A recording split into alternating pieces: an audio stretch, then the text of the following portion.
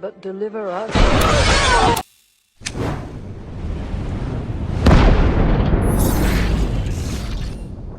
What's going on, everybody? This is dkdynamite, and tonight we're going to be talking about new trailers and spicy details about Vanguard Season 1, some shocking changes coming to Warzone, and some other important updates. Definitely stay tuned. But before we jump into that, be sure to hit that subscribe button down below, and be sure to check out my previous video when you guys do get a chance, comparing Black Ops Cold War and Vanguard. Launch content only, of course, because it wouldn't be fair to compare Cold War as of now after 6 full seasons to Vanguard in the current state that it's in. It's a video where, again, it's subjective. I talk about 10 reasons why Cold War is still better than Vanguard in terms of both of their states at launch. Now, I also have some other videos that I posted over on Facebook Gaming. The link is down below in the description. Apart from my other exclusive content I'll be posting on there, I did post the evolution of maps like Castle, Dome, and Shipment, which are all remakes currently in Vanguard multiplayer. Once again, those links are down below in the description. Definitely check that out when you guys get a chance. But I also wanted to announce, in case you guys didn't see my tweet already, my huge PlayStation 5 bundled giveaway, in which I'll be giving away a copy of Vanguard for the console, and even the console itself, unless you'd rather prefer the cash value of $550.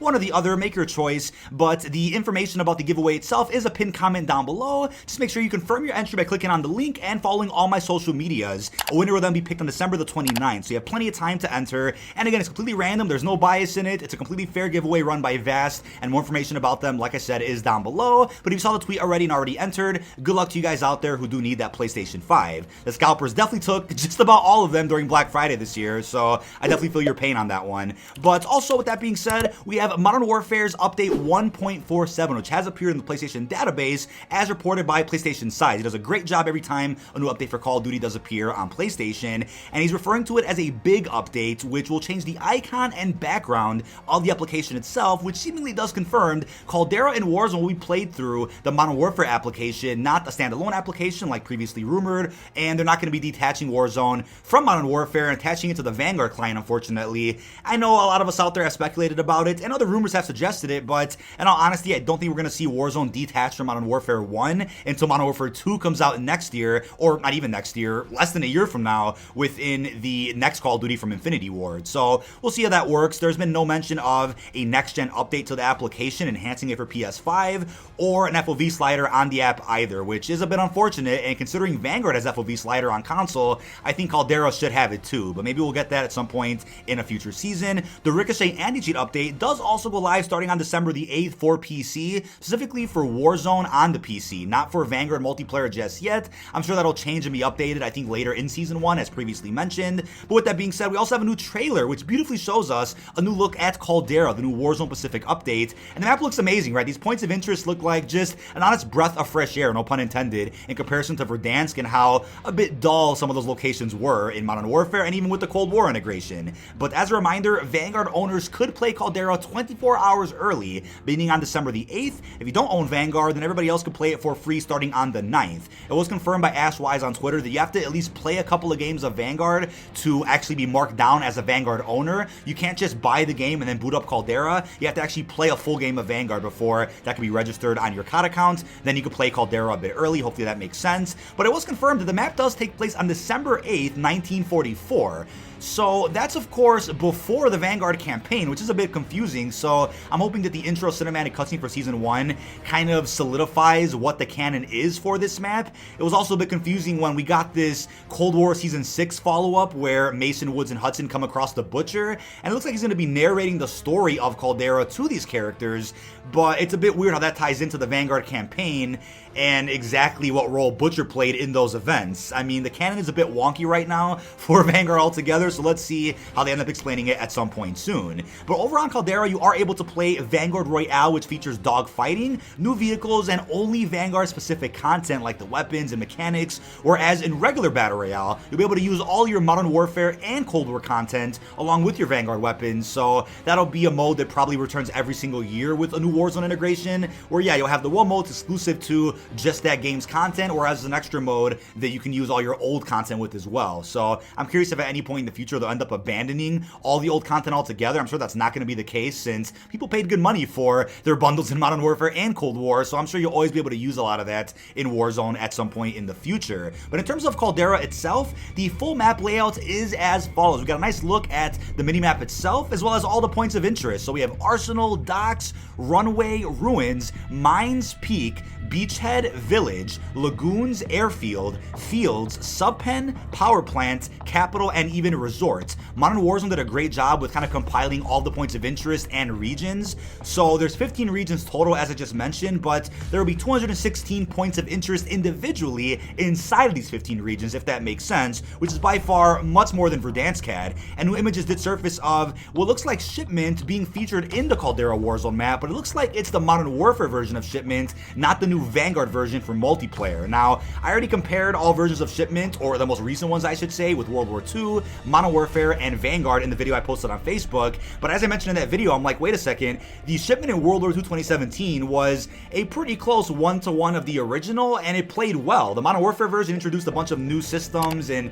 a bit of a different layout to it, which I wasn't really on board with, and Vanguard kind of doubled down on Modern Warfare's version, which I really don't like all that much, but let me know in the comments how you're currently feeling about Shipment. It just feels weird, doesn't really feel like the original, but I guess this makes sense since in multiplayer you could see, I guess, the Pacific in the background of the map, whereas you couldn't in Modern Warfare or even World War II. So they're clearly connecting Shipment and Warzone here, as you guys may already know. But new serious changes were confirmed for Warzone today in this massive blog post, which is also linked down below in the description. They first up mention you can keep Gulag items when you drop back in, which is cool, instead of just coming back in with a pistol and being powerless against all the other enemies that are probably set up. Stopping power has been removed after countless months of fan feedback from the community, where people out there were just beyond frustrated with this RNG level bullet type that would give you an upper hand. It was annoying. Dead silence, melee, stuns, and heartbeat sensors will be nerfed over in Caldera, while other equipment will be buffed. Not sure what that equipment exactly is. The gas mask animation will be updated so it doesn't get you killed while you're playing a match of Caldera, which is fantastic. I mean, on Verdansk, it was beyond frustrating, even on Rebirth, where you're in the zone putting your gas mask on, and that can literally get you killed while you're in the animation because you can't aim and shoot your weapons. I mean, that just sucked.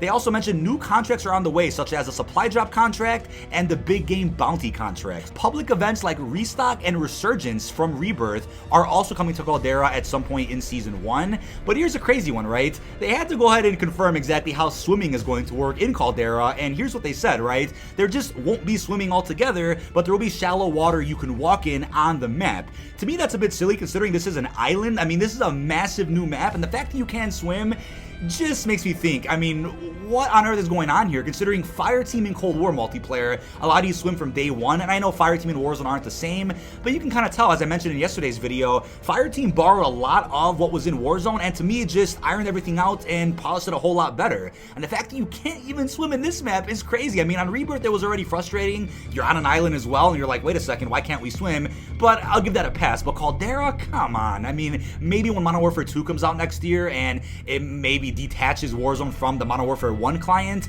maybe then that'll be an opportunity for them to introduce swimming on the Modern Warfare engine. It just looks like, as of now, only the Cold War engine was able to support it, maybe thanks to blackouts and games before it. Not sure what's going on there, but that's just a bit silly. They also mentioned a big change to the loadout system. So apparently, as of recently, they calculated some data and already kind of incorporated this a little bit in the LTMs on Verdansk, where the loadout drop will only be in buy stations after the first free loadout event.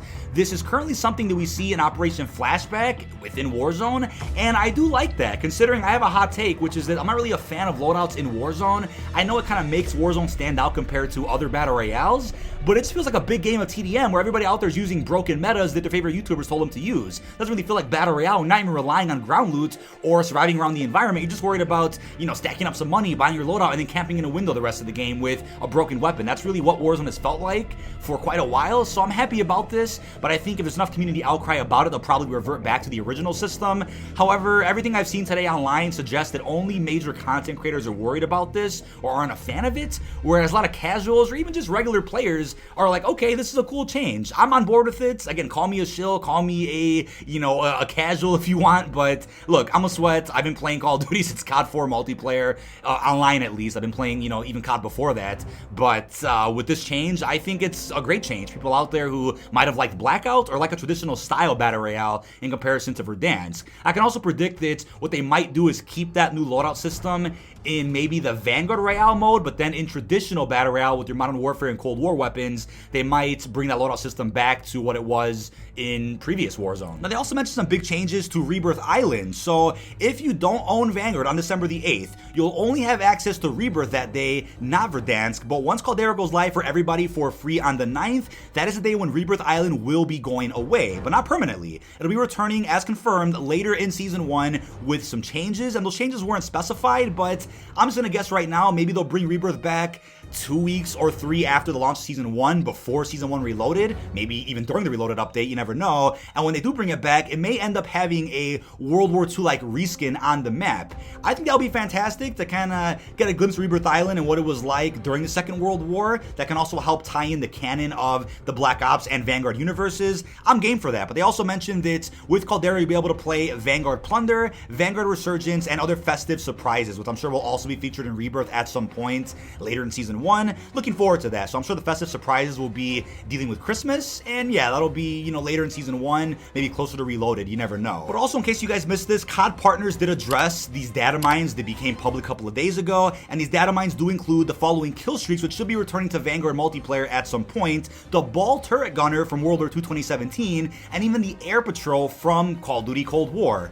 So with that, I'm like, okay, the Ball Turret Gunner I can understand, and I'm a big fan of adding in new kill streaks each and every season. It just adds replayability for me for the multiplayer, right? Something new to go for, something new to grind for, a new streak you can experiment with. I'm totally on board with it, but the Air Patrol, here's the thing, right? It was definitely frustrating in Cold War. Despite me liking the game a lot, it was frustrating when you worked hard towards a streak like a Harp or something else that was aerial, and then it just gets taken down instantly by somebody who was camping the whole match and just calls it an Air Patrol. I mean, usually I would see those sweaty dual diamond sniper loadouts, those kind of people using Air Patrols, just super frustrating.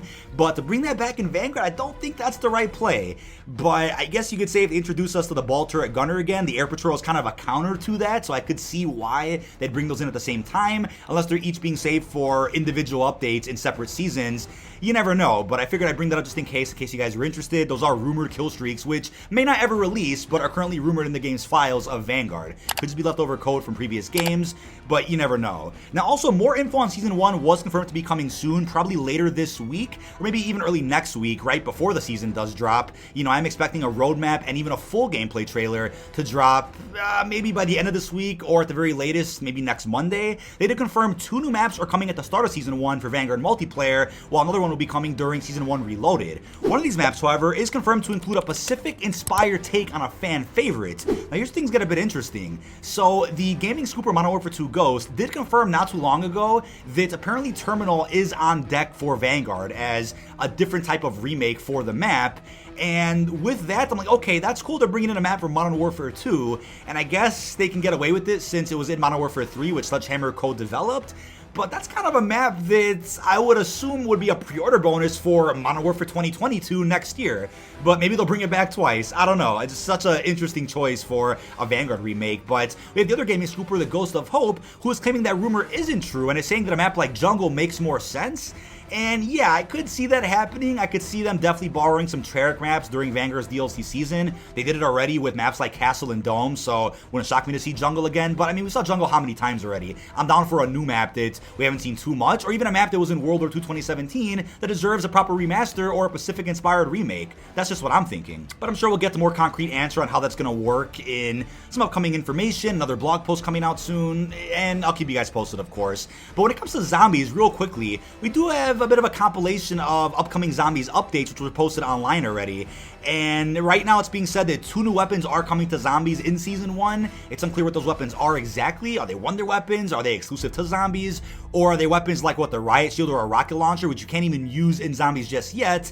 Yet it requires you to use those weapons and grind camels to unlock Dark Ether, which doesn't make any sense. So I'm curious if we're going to be getting the completed version of Duran Feng by Season 1, where it's the actual experience they intended on dropping at launch, but didn't have time to finish, with all the weapons and all the features that you would expect in a zombies mode. We'll see, but we also have a new operator who could be exclusive to zombies, as well as score streak support and new covenants, none of which is, in my opinion, enough to really save what Duran Feng stands for, to really save save the quote-unquote community at this moment in time. It just seems like it's going to be adding in things that we should have saw on day one. So I think if you bought Vanguard just for zombies, it's an L at the moment. I mean, it's an L, but if you're willing to wait for the COD cycle to work its magic and, you know, finish the entire game after a couple of seasons, then hey, you know, more power to you. Be patient with that, but I wouldn't expect anything major to zombies until season 2 or after. That's just what I'm thinking right now. It just seems silly to me that the rumored game modes Jingle Hells and Cranked were also added during season 1 of Cold War. So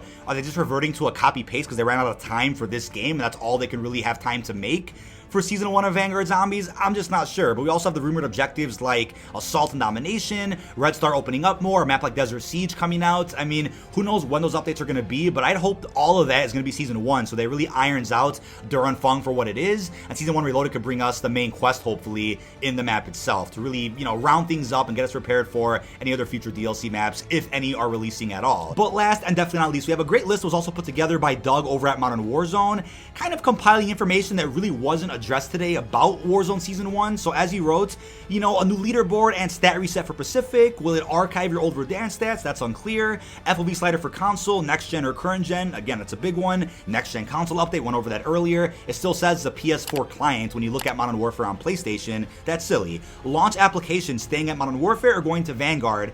I'm going to say right now that's kind of answered, considering we already have a Modern Warfare update that was found by PlayStation Size, where it'll change the icon and background of the app itself. Probably Modern Warfare. Movement mechanics like tactical sprint delay, footstep audio, how will that be adjusted? Perks changing to Vanguard, move for Ghost, etc. Yeah, that's a bit of a question mark, or will it kind of remain with the Modern Warfare set of perks? It's unclear. How attachments will work with old guns. Vanguard gets 10. I'm assuming Modern Warfare ones will just stay the same as intended, just like the Cold War ones as well.